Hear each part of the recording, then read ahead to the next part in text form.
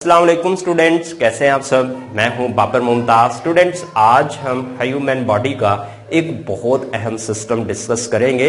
तो उस बहुत अहम सिस्टम की बात करने से पहले स्टूडेंट्स मैं आप लोगों को एक एग्जांपल देता हूं। जिस तरह से स्टूडेंट्स हम रियल वर्ल्ड में यानी उस दुनिया में जिसमें हम लोग रहते हैं, बहुत सी मशीनों से हमारा वास्ता पड़ता है। तो चले स्टूडेंट्स, अब एक इंडस्ट्री की एग्जांपल ले लेते हैं जो कि साबुन बनाती है। अब उस इंडस्ट्री में जितनी मशीनरी लगी हुई है जिसका ताल्लुक साबुन को मैन्युफैक्चर करने से है, तो उसको जब मटेरियल दिया जाता है तो वो मशीनरी उस पर वर्क करके एक जो है फायदेमंद प्रोडक्ट बनाती है जिसको हम नहाने धोने हाथ धोने जरासीमों को मारने के लिए इस्तेमाल करते हैं, उसको साबुन बोलते हैं। और दूसरा, उस मशीन से कचरा बाहर निकलता है यानी वेस्ट मटेरियल बाहर निकलता है। उस वेस्ट मटेरियल को इंडस्ट्री से बाहर निकाला जाता है। वो इंसानों के लिए भी नुकसानदेह होता है और फैक्ट्री के लिए भी नुकसानदेह होता है, इसीलिए उस कचरे को इंडस्ट्री बाहर निकालती है। अब स्टूडेंट्स, हम लोग उस ह्यूमन सिस्टम की बात करते हैं जिसको हमने आज डिस्कस करना है। वो है ह्यूमन एक्सक्रीटरी सिस्टम, जिसकी डायग्राम व्हाइट बोर्ड पर बनी हुई है। स्टूडेंट, ह्यूमन एक्सक्रीटरी सिस्टम की आज के लेक्चर में हम लोग डिटेल में बात करने वाले हैं। Excretory system, excretory system. तो ह्यूमन एक्सक्रीटरी सिस्टम देखें बच्चों, हम लोग खुराक खाते हैं, सुबह के वक्त भी खाते हैं, दोपहर को खाते हैं और शाम को खाते हैं। क्यों? क्योंकि हमारी बॉडी को वर्क करने के लिए एनर्जी की जरूरत रहती है 24 आवर। इसलिए हम लोग फूड खाते हैं और मुख्तलिफ किस्म की फूड हम लोग इस्तेमाल करते हैं, क्योंकि हमारी बॉडी को मुख्तलिफ किस्म के न्यूट्रिएंट्स की जरूरत होती है। तो जब हम लोग फूड खाते हैं तो हम अपनी बॉडी की जरूरियात पूरी करते हैं। अब देखें, वो फूड जाती है हमारे मैदा के अंदर और वहां पे होती है डाइजेशन। जब खुराक की डाइजेशन होती है तो बच्चों ये पॉइंट अपने जहन में बैठा लें कि जो आपने खुराक खाई है वो टूट फूट का शिकार होती है, यानी छोटे छोटे जर्रात में वो खुराक तब्दील होती है। और जब फूड छोटे छोटे जर्रात में तब्दील होती है ना, तो हमारी बॉडी के अंदर नाइट्रोजीनियस वेस्ट मटेरियल बनते हैं और कुछ साल्ट भी बन जाते हैं।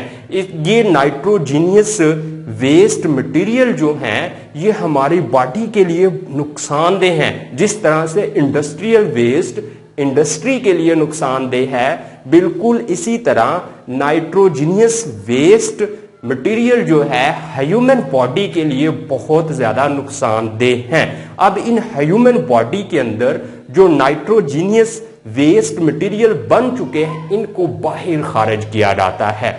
और इनको बाहर खारिज करने का जो अमल होता है उसको बच्चों कहते हैं एक्सक्रीशन।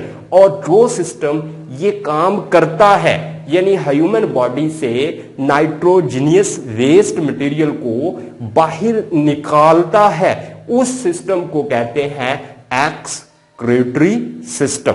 अब स्टूडेंट्स, कुछ सॉल्ट्स ऐसे होते हैं कि जब हमारी बॉडी से पसीना खारिज होता है तो उनकी एक्सक्रीशन जो है वो हो जाती है पसीना के जरिए, जिससे एक्सक्रीटरी सिस्टम का कुछ वर्क कम हो जाता है। अब बच्चों, हम बात करने वाले हैं एक्सक्रीटरी सिस्टम के कंपोनेंट की। अगर एक्सक्रीटरी सिस्टम के कंपोनेंट्स की बात करें तो दो किडनीज पर मुश्तमिल होता है, यानी एक्सक्रीटरी सिस्टम में किडनी होते हैं। स्टूडेंट, किडनी मीन्स गुर्दे, किडनी मीन्स गुर्दे, यानी किडनीज होते हैं, दो गुर्दे होते हैं एक्सक्रीटरी सिस्टम में। उसके बाद स्टूडेंट यूरेटर्स होते हैं, यानी गुर्दों से दो नालियां बाहर निकलती हैं और उनको यूरेटर्स बोला जाता है, यूरेटर्स बोला जाता है। अब ये यूरेटर्स दो होते हैं एक्सक्रीटरी सिस्टम में और ये दोनों यूरेटर्स जाके एक जो है मस्कुलर आर्गन में ओपन होते हैं और उस मस्कुलर आर्गन को यूरिनरी ब्लैडर कहते हैं। यूरिनरी ब्लेडर कहते हैं स्टूडेंट्स, ब्लेडर। और आम जबान में यानी उर्दू में इसको मसाना बोला जाता है। उसके बाद एक्सक्रीटरी सिस्टम में एक यूरेथ्रा होता है स्टूडेंट, यूरेथ्रा होता है। और यूरेथ्रा की भी हम बात करने वाले हैं अपने आज के लेक्चर में डिटेल से। तो स्टूडेंट देखें, अगर बात करें एक्सक्रीटरी सिस्टम की तो इसमें 2 किडनीज होते हैं। अब इन किडनीज की बात कर लेते हैं कि ये ह्यूमन बॉडी में कहां पर होते हैं, ह्यूमन बॉडी में इनकी तादाद कितनी है और ह्यूमन बॉडी में इसकी साख्त कैसी है, ये सारी बात पहले स्टूडेंट्स हम लोग कर लेते हैं। अगर किडनीज की बात करें, गुर्दों की बात करें, तो ये स्टूडेंट्स 2 होते हैं। और जो हमारी ये वर्टिब्रल कॉलम है यानी ये रीढ़ की जो हड्डी है स्टूडेंट्स, आप लोगों को नजर आ रही है रीढ़ की हड्डी, बैकबोन, इसको वर्टिब्रल कॉलम बोलते हैं। और वर्टिब्रल कॉलम के इस मुकाम पर दाएं और बाएं जानिब यानी एक गुर्दा दाएं जानिब होता है और एक गुर्दा बाएं जानिब होता है। एक और बात स्टूडेंट, जो गुर्दा बाएं जानिब होता है वो थोड़ा सा ऊपर होता है और जो दाएं जानिब होता है वो थोड़ा सा नीचे होता है। अब स्टूडेंट्स हम लोगों ने गुर्दों के वकू का पता लगा लिया है कि गुर्दे जो हैं एब्डोमेन में होते हैं, एब्डोमेन मींस पेट में होते हैं। और वर्टिब्रल कॉलम के दाएं और बाएं जानिब 2 गुर्दे पाए जाते हैं, एक दाएं जानिब एक बाएं जानिब। जो बाएं जानिब वाला गुर्दा होता है वो थोड़ा सा ऊपर होता है और दाएं जाने वाला थोड़ा सा नीचे होता है। अब बच्चों हमने गुर्दों के वकू की तो बात कर ली है, लेकिन गुर्दों की साख्त की बात कर लेते हैं कि गुर्दे को अगर देखें तो उसकी रंगत गहरी भूरे रंग की होती है। आप लोग जो है ना कसाब की दुकान पे जाके जो भी उसने एनिमल ज़िबा किया होगा, जानवर ज़िबा किया होगा अपना गोश्त बेचने के लिए, आप उस एनिमल के गुर्दे देख सकते हैं। कसाब से कहना कि हमें इस एनिमल के गुर्दे दिखा दें तो वो आप लोगों को दिखाएगा और आप लोग देखेंगे तो उसकी रंगत गहरी भूरी होगी, गहरी भूरी होगी उस गुर्दे की रंगत। तो ह्यूमन बॉडी के अंदर जो गुर्दा पाया जाता है वो भी स्टूडेंट्स गहरे भूरे रंग का होता है। अगर इसकी शक्ल की बात करें, शक्ल यानी दिखने में कैसा लगेगा, ये दिखने में स्टूडेंट्स आपको इस तरह लगेगा जिस तरह एक लोबिये का दाना होता है। अब ये लोबिये का दाना आपको कहां पे मिलेगा, परचून की दुकान पे जाएं, आप कहें कि हमें लोबिये का दाना दे दें, लोबिया दिखा दें या लोबिया दे दें, तो दुकानदार आपको देगा छोटे छोटे दाने होंगे लोबिये, वो उस जैसी इसकी शक्ल होती है। अब ये इसकी शक्ल का भी हमको इल्म हो गया। अब इसको हम लोग अर्जी तराशते हैं यानी लंबाई के रुख काट देते हैं। आप लोगों ने भी क्या करना है, कसाब से गुर्दा परचेज करके ले आना है और उसको लंबाई के रुख इस तरह से यानी लंबाई के रुख अर्जी तराशा इसका ले लेना है। जब बच्चों आप लोग अर्जी तराशा इसका ले लेंगे तो आप लोग देखेंगे गुर्दे के 3 हिस्से होते हैं। पहला जो बैरूनी हिस्सा है उसको स्टूडेंट्स बोलते हैं रेनल कॉर्टेक्स, रीनल कॉर्टेक्स और टेक्स। उसके बाद स्टूडेंट्स यहाँ पे दरमियानी हिस्सा होता है, दरमियानी हिस्सा, उस दरमियानी हिस्से को बोलते हैं renal medulla, renal medulla, renal medulla. उसके बाद स्टूडेंट्स गुर्दे का तीसरा हिस्सा जो है वो है रेनल पेल्विस, रेनल पेल्विस। अब ये रेनल पेल्विस जो है ये स्टूडेंट्स गुर्दे के अंदर यूरियन को यानी पेशाब को स्टोर करने के मुकामात हैं। अगर स्टूडेंट्स बात करें रेनल मेडोला की, ये दरमियानी हिस्सा होता है। दरमियानी मीन्स ये रेनल कॉर्टेक्स और रेनल पेल्विस के दरमियान में होता है और इसके अंदर जो साख्तें होती हैं वो मखरूती शक्ल की होती हैं। मखरूती यानी जिस तरह कोन होती है, कोन स्टूडेंट्स आप लोगों ने देखी होगी, आइसक्रीम खाई होगी और उसको आइसक्रीम के अंदर जो वो देखा होगा आपने उसका खोल जिसके अंदर आइसक्रीम डालते हैं, तो उस तरह का होता है ये इसके अंदर मखरूती साख्तें और उन मखरूती साख्तों को स्टूडेंट्स बोला जाता है रेनल पायरामिड्स। अब देखिए स्टूडेंट्स यहां पे एक नाली है जो गुर्दे के अंदर कुछ लेकर जा रही है यानी खून को लेकर जा रही, गुर्दे के अंदर दाखिल कर देती है खून को। अब ये जो नाली गुर्दे के अंदर खून को दाखिल करती है उसको कहते हैं रीनल वैन। ये हमारे पास क्या है, रीनल वैन। इसके जरिए खून गुर्दे के अंदर चला गया। गुर्दे ने क्या करना है, ये रीनल वैन के जरिए जो खून गुर्दे के अंदर गया है ना, इसमें बच्चों है क्या, नाइट्रोजीनियस वेस्ट मटेरियल है। तो गुर्दे ने क्या करना है, नाइट्रोजीनियस वेस्ट मटेरियल और जो बॉडी के अंदर, खून के अंदर जो एक्स्ट्रा पानी है उसको निकाल लेना है, और कुछ साल्ट होंगे, इनको निकालने के बाद इसने क्या करना है, इसने स्टूडेंट्स भेज देना है कहां पे, रेनल पेल्विस में। अब रेनल पेल्विस को में जब ये इकट्ठा हो जाएगा रेनल पेल्विस में, तो यहां से फिर ये जो यूरिन है यानी जिसको पेशाब बोला जाता है, ये स्टूडेंट्स यहां से आता हुआ इस तरह से मसाने में इकट्ठा हो जाएगा, और फिर जब ये मसाना भर जाएगा तो इस यूरेथ्रा के जरिए बाहर खारिज हो जाएगा। आई होप आप लोग थोड़ा सा कॉन्सेप्ट जो है वो क्रिएट कर चुके हैं अबाउट एक्सक्रीटरी सिस्टम के बारे में। स्टूडेंट्स हम बात करने वाले हैं गुर्दे की फेलियाती इकाई की, यानी गुर्दे की वो इकाइयां जो काम करती हैं मींस खून से नाइट्रोजीनियस वेस्ट मटेरियल को अलहदा करती हैं, वो को क्या है, वो है नेफ्रॉन्स। और गुर्दे के अंदर मिलियंस के करीब नेफ्रॉन्स पाई जाती हैं। अब यहां पे बच्चों मैंने एक गुर्दा बनाया है और इसका ये क्रॉस सेक्शनल एरिया मैंने दिखाया आपको। अब यहां से थोड़ा सा टुकड़ा लेके गुर्दे का, यानी मैंने एक नेफ्रॉन ली है और इस नेफ्रॉन को यहां पे बड़ा करके बना दिया ये। अब इस नेफ्रॉन की साख्त की बात कर लेते हैं, बहुत इंपॉर्टेंट है। नेफ्रॉन्स के स्ट्रक्चर को समझना बहुत अहम है बच्चों, आप लोगों ने इसको अच्छे तरीके से अंडरस्टैंड करना है। नेफ्रॉन को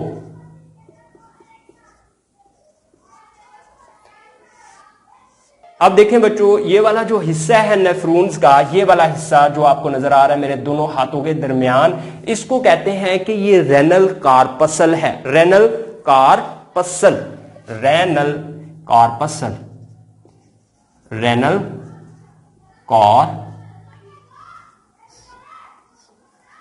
कार्पसल्स। अब बच्चों ये रेनल कार्पसल जो है, एक ये हिस्सा है, दूसरा देखें आगे ये जो लाइन है इसको बोलते हैं कि ये आगे जो है रेनल ट्यूब्यूल है। यानी दो हिस्से हो गए किसके, नेफ्रॉन्स के, एक जो है रेनल कार्पसल और दूसरा जो है वो रेनल ट्यूब्यूल्स। अब बच्चों आपने बात याद रख लेनी है कि जो गुर्दों की फेलियाती इकाई है उसके कितने हिस्से होते हैं, दो। एक को क्या बोलते हैं, रेनल कार्पसल, और दूसरे को क्या बोलते हैं, रेनल ट्यूब्यूल्स। अब बच्चों मैं बात करने वाला हूं रेनल कार्पसल की। अगर रेनल कार्पसल की बात करें तो इसके आगे मजीद दो हिस्से होते हैं। यानी रेनल कार्पसल जो है, यहां पे मैं लिख लेता हूं, कुछ जगह ज्यादा है यहाँ पे, रेनल कार्पसल जो है। अब ये रेनल कार्पसल जो है बच्चों, इसके दो हिस्से होते हैं। एक होता है ग्लोमेरुलस,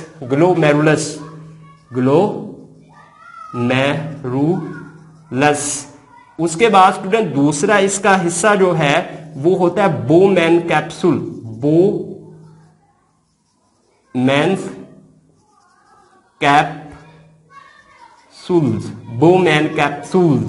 यानी रेनल कार्पसल के दो हिस्से आ गए, एक हिस्सा जो है वो है बोमेन कैप्सूल्स और दूसरा है ग्लोमेरुलस। अब ये ग्लोमेरुलस कैसे बनता है, देखिए बच्चों, यानी गुर्दे के अंदर अब जो ये एक नाली दाखिल होती है, ये नाली तकसीम दर तकसीम होकर ये बनाती है वेन्यूल्स, और जब वेन्यूल्स तकसीम होती हैं तो वो बनाती हैं कैपिलरीज। बिल्कुल इसी तरह ये नाली जो गुर्दे से बाहर निकल रही है, इसमें क्या होता है, कैपिलरीज मिलती हैं और मिलकर बना देती हैं आर्टरियूल्स, और आर्टरियूल्स जब मिलती हैं तो मिलकर रेनल आर्टरी बन जाती है। अब ये जो बोमेन कैप्सूल के अंदर जो ये कैपिलरीज का गुच्छा बन जाता है, ये इतनी बारीक बारीक नालियां होती हैं, आपके सर के जो बाल हैं उससे भी बारीक ये कैपिलरीज होती हैं, और ये गुच्छे की शक्ल अख्तियार कर लेती हैं। अब इस गुच्छे को स्टूडेंट्स कहते हैं कि ये ग्लोमेरुलस है। अब जब खून जो है, अब ये फेल की, हम लोग गुर्दे के फेल की जब बात करेंगे फिर इसको डिस्कस करेंगे, लेकिन ग्लोमेरुलस उसके बाद बच्चों, ये ग्लोमेरुलस जो है एक प्याला नुमा साख के अंदर होता है, जैसी आप लोगों को नजर आ रही है प्याला नुमा साख। इस प्याला नुमा साख्त को कहते हैं कि ये बोमेन कैप्सूल है। यानी यहां पे ये गुच्छा जो है नंबर 1 पे मैंने इसका बना दिया है, ये क्या है, ग्लोमेरुलस। नंबर 2 पे बोमैन कैप्सूल, हमने बोमैन कैप्सूल की बात कर ली, ग्लोमेरुलस की भी बात कर ली। अब बच्चों हम बात करेंगे रेनल ट्यूब्यूल्स की। ये रेनल ट्यूब्यूल्स आप लोगों को डायग्राम में नजर आ रही है, बलदार हिस्सा है रेनल ट्यूब्यूल। 3rd नंबर में इसको दे देता हूं, इस हिस्से को बलदार है, थोड़ा सा बलदार हिस्सा है, इसको कहते हैं प्रॉक्सिमल ट्यूब्यूल्स। यानी नंबर 3 जो पार्ट है वो है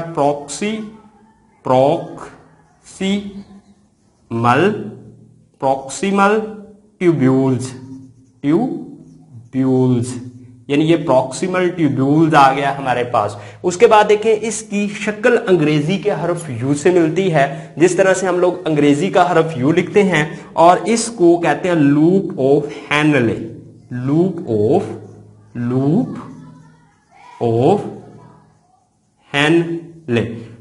ऑफ हैनले। उसके बाद देखें स्टूडेंट्स, लूप ऑफ हैनले के बाद फिर ये नाली जो है बलदार हो जाती है, यानी इसको मैं 4th नंबर देता हूं लूप ऑफ हैनले को, तो ये जो है 5th नंबर होगा। अब स्टूडेंट्स 5th नंबर को जो आपको यहां पे बलदार नाली नजर आ रही है, इसको बोला जाता है डेस्टल ट्यूब्यूल्स। यानी ये हमारे पास क्या है, डेस्टल ट्यूब्यूल्स, डिस्टल ट्यूब्यूल्स। तो उसके बाद स्टूडेंट्स यहां पे ये आपको ट्री नमा एक साख्त नजर आ रही है, ट्री नमा साख्त, इसको नंबर 6 में दे देता हूं पॉइंट, और इसको कहते हैं ये कलेक्टिंग डक्ट है, कलेक्टिंग डक्ट, यानी 6 नंबर पर कलेक्टिंग डक्ट। अब ये ले बच्चों, ये थे नेफ्रॉन्स के पार्ट। आई होप आप लोग अंडरस्टैंड कर चुके होंगे। मैं एक बार फिर रिपीट कर देता हूं नेफ्रॉन्स के पार्ट्स को, जो कि गुर्दों की बिल्डिंग ब्लॉक्स हैं। इसको 2 हिस्सों में बच्चों तकसीम किया जाता है। एक कौन सा हिस्सा है इसका, रेनल कार्पसल, और दूसरा कौन सा हिस्सा है बच्चों, रेनल ट्यूब्यूल्स। अब जो ये रेनल कार्पसल होता है, इसके मजीद कितने हिस्से होते हैं, इसके बच्चों 2 हिस्से होते हैं। एक हिस्से को कहते हैं ग्लोमेरुलस और दूसरे को कहते हैं बोमैन कैप्सूल। अब ये ग्लोमेरुलस क्या होता है, ये बच्चों कैपिलरीज का एक गुच्छा होता है जो कि बोमैन कैप्सूल के अंदर होता है। और ये ग्लोमेरुलस कैप्सूल जो है ना, ये वो हिस्सा है गुर्दे का जहां पर खून से नाइट्रोजीनियस वेस्ट मटेरियल अलग होते हैं। अब देखें बच्चों, इसकी हम जब गुर्दे के फंक्शन की बात करेंगे तो फिर डिटेल से इसको डिस्कस करने वाले हैं। इससे आगे देखें क्या होता है, इसके आगे की कहानी बहुत इंटरेस्टिंग है। यानी जैसे ही ये खत्म होता है हिस्सा, इससे आगे बलदार ये नाली शुरू हो जाती है। बलदार नाली आपको नजर आ रही है।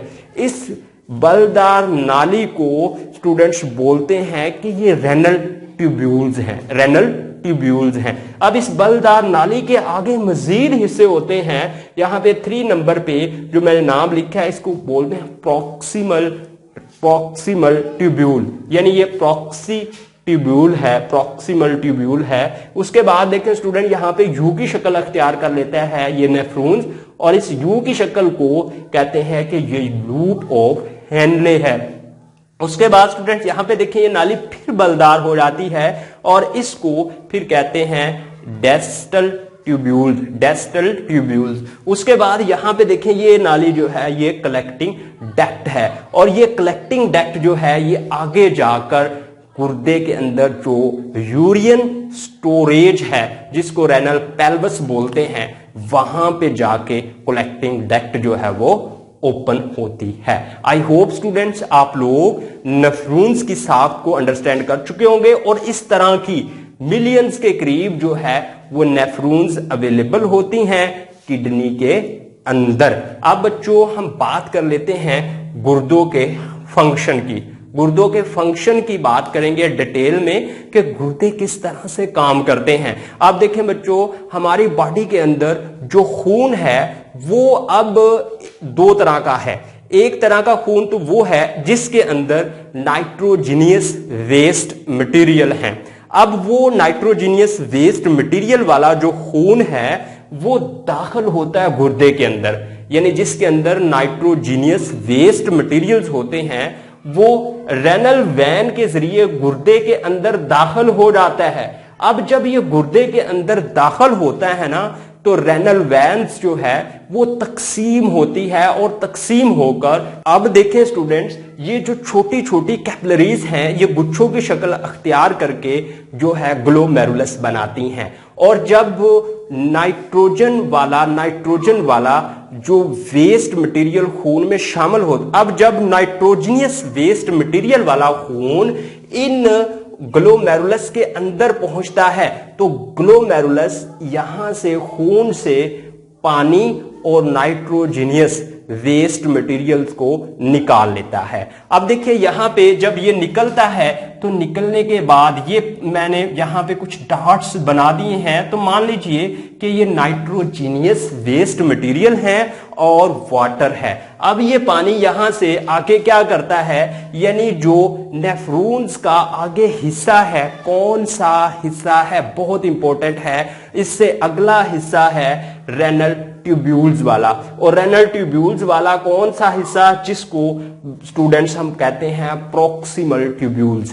अब इसमें ये जाता है, यानी इस तरह से ये मूव करता है। अब ये जब खून इस तरह से मूव कर रहा होता है, इस खून के अंदर कुछ कार आमद मादे भी होते हैं, यानी जब नाइट्रोजनियस मादों को खून से निकाला जाता है ना, तो कुछ पानी साथ आ जाता है, कुछ कारआमद मादे भी निकल आते हैं साथ। अब जब ये इस रेनल ट्यूब्यूल में से गुजरता है ना, तो यहां से क्या होता है कि जो नाइट्रोजीनियस वेस्ट मटेरियल के साथ कारआमद मादे आ चुके हैं, उनको 99% यानी 99% जो है वापस जज़ब कर लिया जाता है। और जो बाकी वेस्ट बचती है स्टूडेंट, वो इस तरह से होती हुई, यानी ऐसे होती हुई वो जाती है कलेक्टिंग डक्ट में। कलेक्टिंग डक्ट के जरिए अब ये जो मैंने बनाई हुई है ट्री नमा साख्ते, इनके साथ भी नेफ्रॉन जुड़ी हुई हैं, और ये जो कलेक्टिंग डक्ट है ये जाके ओपन कहां पे होती है, यहां पे, यानी रेनल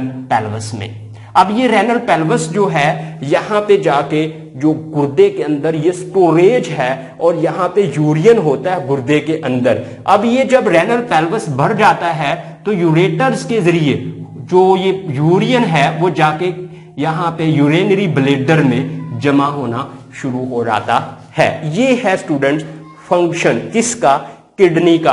और जब ये यहां पे यूरिनरी ब्लैडर में जमा होता है, उसके बाद जब ये भर जाता है, तो इसको यूरेथ्रा के जरिए बाहर खारिज कर दिया जाता है। तो इस तरह से ह्यूमन बॉडी के अंदर से जो एक्स्ट्रा पानी होता है उसको निकाला जाता है, जो नाइट्रोजीनियस वेस्ट मटेरियल्स होते हैं उनको बाहर निकाल पाते हैं गुर्दे। आई होप आप लोग अंडरस्टैंड कर चुके हैं एक्सक्रीटरी सिस्टम को, और उसके बाद उसकी जो फेलियाती इकाई है नेफ्रॉन्स को, उसके बाद इसके फंक्शन को आप लोग अंडरस्टैंड कर चुके हैं। तो अब बच्चों हम बात कर लेते हैं मल फंक्शनिंग की। मल फंक्शनिंग मींस गुर्दे देखें बहुत अहम कंपोनेंट है, जो नुकसानदेह मटेरियल है हमारी बॉडी में उसको बाहर निकालते हैं, लेकिन गुर्दों के अंदर मल फंक्शनिंग हो जाती है, यानी ये ठीक तरीके से काम नहीं कर पाते। देखें कब होता है बच्चों, एक तो ये है कि गुर्दे के अंदर पथरी का बनना, सुना होगा आप लोगों ने, अक्सर सुना होगा गुर्दों में पथरी, किडनी में स्टूल। अब हम देखेंगे कि ये किडनी के अंदर स्टूल कैसे बनती है। देखें बच्चों, जब गुर्दे अपना काम ठीक तरीके से नहीं कर पाते, ठीक तरीके से कब नहीं करेंगे गुर्दे, जब इन पर लोड आ जाता है बहुत ज्यादा वर्क का, तो उस वक्त ये ठीक तरीके से वर्क नहीं कर पाएंगे। तो उस वक्त क्या होता है, या आप लोगों ने पानी कम मकदार में पिया है, तो उस वक्त क्या होता है, या आपकी बॉडी में जो कैल्शियम है उसकी ज्यादा मकदार है वो बाहर खारिज कर रही है आपकी बॉडी, या फिर आपने सोडियम क्लोराइड ज्यादा मकदार में खा लिया है उस वक्त क्या होता है, और पानी की कम मकदार है तो उस वक्त देखते हैं बच्चों क्या होता है कि ये जो सोडियम क्लोराइड है या कैल्शियम जो है ये क्रिस्टल्स की सूरत में गुर्दों में जमा होना शुरू हो जाता है। तो यहाँ पे स्टूडेंट्स ये गुर्दों में इस तरह क्रिस्टल्स की सूरत में जमा होना शुरू हो जाता है। यहाँ पे मैं बना देता हूं ये इस तरह से, और ये जमा होता होता होता होता एक स्टून बन जाता है। और इसको 1-2 दिन नहीं लगते, इसको बरसों लगते हैं स्टूडेंट्स, कई साल लगते हैं, कई सालों में जाके ये स्टून बनती है। उसके बाद ये क्या होता है कि ये स्टून जब बन गई है, गुर्दे में पथरी बन गई है, तो गुर्दा जब वर्क करता है तो उसके काम में ये रुकावट पेश करती है, जिससे गुर्दे में शदीद दर्द होती है। उसके बाद स्टूडेंट बाज़ औक़ात ऐसा भी होता है, अगर ये छोटे साइज की बनी है, पानी आपने ज्यादा मकदार में पिया है तो ये निकल भी जाती है। और कभी कभी ऐसे होता है कि बड़े साइज की होती है, यहां से निकलकर यहां पे यूरेटर्स में आके फंस जाती है, जिससे बहुत ज्यादा दर्द भी महसूस होती है। और कभी कभी ऐसे भी होता है ये मसाने में आकर इकट्ठी होना शुरू हो जाती हैं, मसाने में बहुत ज्यादा स्टूल जो है इकट्ठी होना शुरू हो जाती है, जो कि बहुत से मसाइल का सामना करना पड़ता है ह्यूमन बॉडी को। उसके बाद कभी कभी यूरेट्रा में भी आके ये अटक जाती है, और जिससे मसाइल का सामना करना पड़ता है ह्यूमन को। तो ये तो था स्टूडेंट किडनी में पथरी बनने का अमल। अब स्टूडेंट इस प्रॉब्लम का हल कैसे निकाला जाता है? इस प्रॉब्लम का हल बच्चों निकाला जाता है किससे गैस करें? इसका निकाला जाता है हल एक मशीन से, और वो मशीन क्या करती है? शॉक वेव्स गुजारती है, और वो जो शॉक वेव्स हैं वो इस पथरी को तोड़ देती हैं, छोटे छोटे जर्रात में तकसीम कर देती हैं बच्चों, छोटे छोटे जर्रात रेत की मानी तकसीम कर देती हैं ये शॉक वेव्स, और इसको पानी के जरिए आसानी से निकाल लिया जाता है। उसके बाद ऑपरेशन के जरिए भी इसको निकाला जाता है। अब स्टूडेंट्स हम लोग दूसरी वजह जान लेते हैं गुर्दों के मल फंक्शनिंग की, वो है गुर्दों का नकारा हो जाना। गुर्दे अब नकारा क्यों होते हैं, किडनी नकारा क्यों होते हैं, कब कब होते हैं? देखें बच्चों, जो हाइपरटेंशन के पेशेंट हैं, हाइपरटेंशन मींस हाइपरटेंशन, उनमें उनके गुर्दे खत्म होने का अंदेशा होता है। हाइपरटेंशन,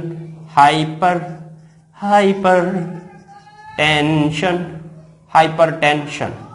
अब स्टूडेंट्स हाइपरटेंशन क्या होती है? यानी देखिए ह्यूमन बॉडी में जो ब्लड सर्कुलेट करता है ना, वो स्टूडेंट नॉर्मल से जब ज्यादा हो जाता है, कुछ मरीजों में होता है ब्लड प्रेशर बढ़ जाता है, तो कहते हैं कि ये हाइपरटेंशन का मरीज है। यानी ब्लड प्रेशर नॉर्मल से ज्यादा हो जाना वो क्या कहलाता है? हाइपरटेंशन। यानी उस मरीज के गुर्दे नकारा होने का खतरा होता है। उसके बाद स्टूडेंट्स यहां पे डायबिटीज।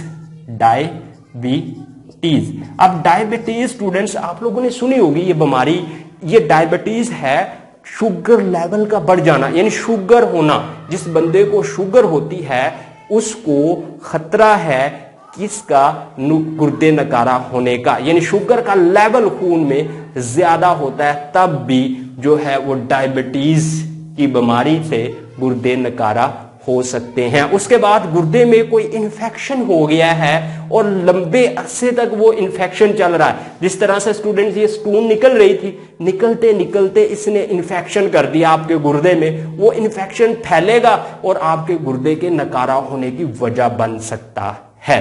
तो ये स्टूडेंट्स थी बातें, यानी मल फंक्शनिंग इन किडनीज। किडनी को किन किन मसाइल का सामना रहता है? नंबर 1 तो किडनी को उस वक्त मसाइल का सामना करना पड़ता है जब किडनी के अंदर क्या बन जाती है? स्टून बन जाती है, उस वक्त गुर्दे को मसाइल का सामना करना पड़ता है। दूसरा, गुर्दे में इन्फेक्शन हो गया है तो वो गुर्दे के नकारा होने की वजह बन सकता है। उसके बाद तीसरी बात, जो बच्चों हाइपरटेंशन जो मरीज होते हैं उनमें गुर्दा नकारा होने के चांसेस होते हैं। उसके बाद बच्चों जो डायबिटीज के मरीज हैं, और डायबिटीज के मरीज कौन हैं? जिनके खून में शुगर का लेवल ज्यादा होता है, वो जो है इसके गुर्दे के नकारा होने की वजह बन सकते हैं। अब स्टूडेंट्स अगर गुर्दे नकारा हो चुके हैं तो इनका क्या हल निकाला जाता है? देखिए पथरी हुई थी तो उसका तो हल जो था शॉक वेव्स के जरिए उनको निकाल लिया गया रेत की मानिंद बारीक बारीक करके। लेकिन अगर नकारा हो चुके हैं तो उसका क्या हल है? उस पेशेंट का स्टूडेंट्स हल ये है कि उसकी डायलाइसिस की जाती है। अब ये डायलाइसिस को हम अलग से एक लेक्चर में भी डिफाइन करेंगे, लेकिन बात कर लेते हैं डायलाइसिस में पेशेंट का खून जो है वो निकाल कर एक मसनूई ऑपरेटर में से गुजारा जाता है। अब इस मसनूई ऑपरेटर के अंदर क्या होती है स्टूडेंट्स? एक नाली होती है और उस नाली से खून जा रहा है इस तरह से, यहाँ पे बलदार फिर ऑपरेटर्स होता है, यहाँ पे ये ऐसे इस तरह सा टैंक होता है, इस टैंक के अंदर डायलाइजर फ्लूइड भरा होता है और इस नाली के अंदर जो है वो क्या होता है? खून होता है। कौन सा खून होता है? वो वाला खून जिसके अंदर नाइट्रोजनियस वेस्ट मटेरियल्स होते हैं और ये इस तरह से फिर बाहर निकल के और ये जो है बंदे के जिस्म में दोबारा लगा दी जाता है। अब जब खून यहां से गुजर रहा होता है ना, इसमें से खून जो है वो डायलाइजर फ्लूइड में बाहर नहीं निकलता, बल्कि डायलाइजर फ्लूइड जो है ये ऐसे करता है कि नाइट्रोजनियस जो वेस्ट मटेरियल है उनको खून से निकाल लेता है और वो यूरिन होता है उसको निकाल लिया जाता है। यहां से वो निकल आता है, वो हल्का होता है और तैरना शुरू करता है फ्लूइड पे और यहां से उसको निकाल लिया जाता है। और जो नाइट्रोजनियस मटेरियल से पाक खून होता है उसको दोबारा फिर मरीज के जिस्म में दाखिल कर दिया जाता है। ये मसनूही तरीका है और ये मरीज को हफ्ते में 1-2 बार करवाना पड़ता है। बहुत तकलीफ वाला काम है। दूसरा, अगर गुर्दे नकारा हो गए हैं तो उसका क्या ट्रीटमेंट करते हैं? गुर्दे की ट्रांसप्लांटेशन करते हैं। गुर्दे की ट्रांसप्लांटेशन का मतलब क्या है कि ऐसा नहीं किया जाता कि जो नकारा गुर्दा हो चुका है उसको निकाल लिया जाता है, उसकी जगह पे नया फिट कर दिया जाता है। बच्चों, ये किया जाता है कि उसके खानदान के किसी बंदे का गुर्दा निकाला जाता है। अब यहां पे आपके जहन में क्वेश्चन होगा कि अगर किसी खानदान के बंदे का एक गुर्दा निकालेंगे तो उसकी डेथ हो जाएगी, बगैर गुर्दे के वो बॉडी कैसे सरवाइव करेगी? देखें बच्चों, अल्लाह पाक ने इंसान को 2 किडनी प्रोवाइड किए हैं।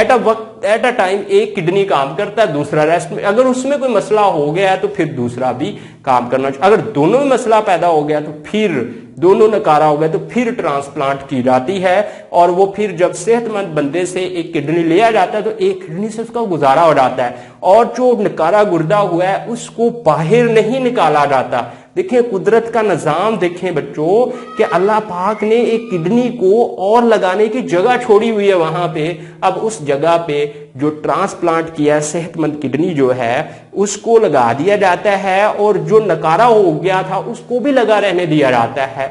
क्योंकि ऐसा हो जाता है कुछ मरीजों में हादसाती तौर पे अल्लाह पाक की करम नवाजी होती है कि जो किडनी नकारा हुआ था वो भी काम करना शुरू कर देता है। कुछ मरीजों में ऐसा होता है जब उसमें वर्क का लोड कम होता है तो वो भी अपना काम करना शुरू कर देता है। Student, thank you for watching. ये था हमारा complete lecture about excretory system और इसके पार्ट बना के भी हम लोग लेक्चर अपलोड करेंगे। ओके स्टूडेंट्स, अल्लाह हाफिज। अपना ढेर सारा ख्याल रखें, अपने भाई को दुआओं में याद कीजिएगा।